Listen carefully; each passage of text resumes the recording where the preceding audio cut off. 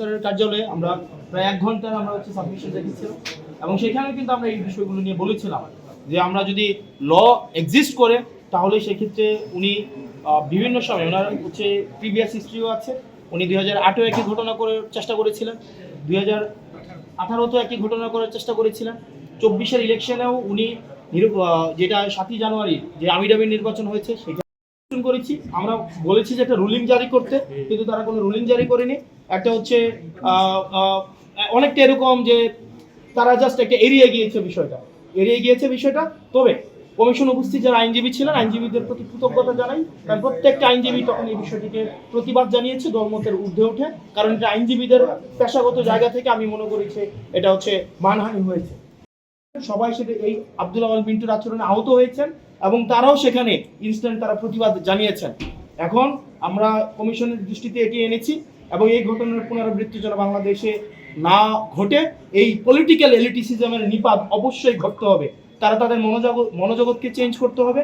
এই 24 পরবর্তী বাংলাদেশে এসে 24 পূর্ববর্তী এলিটিসিজমের রাজনীতি যদি তারা করতে চায় তাহলে এই ব্লাডি সিভিলিয়ানরাই তাদেরকে প্রত্যাখ্যান করবে।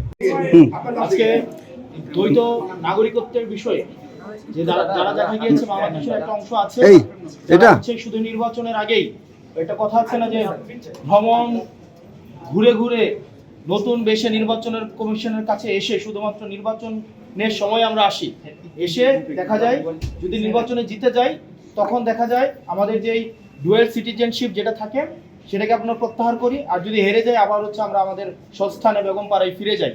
এই প্রবণতাটা কিন্তু আমাদের অনেকের মধ্যেই আছে।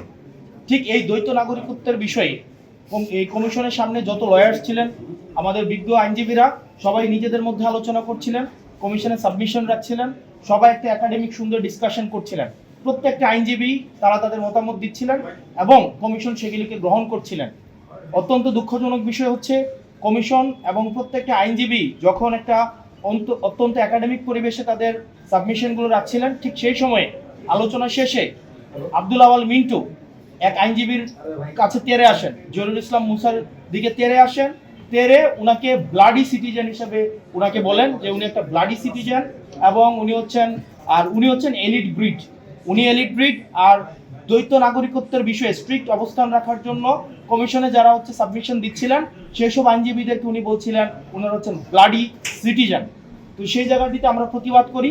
দেখা যায় সেখানে আব্দুল আওয়াল মিন্টু আইনজীবীদের উপরে তেরে আসেন, ভার্বালি অ্যাবিউজ করেন এবং দেখা যায় তাদেরকে বিভিন্ন গালাগালি করেন। আমি সেটিতে প্রতিবাদ করি এবং প্রতিবাদকালীন আব্দুল আওয়াল মিন্টু সাহেবের ছেলে জনাব তাবিত আওয়াল উনি ওনার বাবাকে কমিশন থেকে নিয়ে যান এবং এই বিষয়টি নিয়ে আমরা কমিশনের দৃষ্টি আকর্ষণ করি যে কমিশনের ভিতরে দেখা যায় কিছু কিছু প্রার্থী আছে এভাবে আইনজীবীদের বিরুদ্ধে তেরে আসে, আবার কিছু কিছু প্রার্থী আছে যারা কমিশনের বাইরে অন্য প্রার্থীদেরকে পিটাতে থাকে। এখন কমিশনের সামনে যদি এই ধরনের অবস্থা চলতে থাকে, কমিশনের ভিতরে যদি এই অবস্থা চলতে থাকে, যারা নির্বাচন করে তাদের নিরাপত্তার আসলে কি হবে? আর যারা এলিটিজমের দেখাইতে চায় 24-এ আমাদের এই 5ই আগস্টের পরে যারা এলিটিসিজম মারাইতে আসে আমাদের দেশে, এই রাজনৈতিক এলিটিসিজম তারা যেন ঘরে রেখে তারা যেন জনগণের সামনে আসে। আপনি জনগণকে ব্লাডি সিটিজেন বলবেন, আবার ভোটের জন্য এই ব্লাডি সিটিজেনের কাছে যাবেন, এই ধরনের দ্বিচারিতা আমরা জনগণ সহ্য করব না। সকল ধরনের পলিটিক্যাল এলিটিসিজম 5ই আগস্টের পরে আমাদের 24 পরবর্তী বাংলাদেশে এই পলিটিক্যাল এলিটিসিজমের বিরুদ্ধে আমাদের এই লড়াইটা ছিল।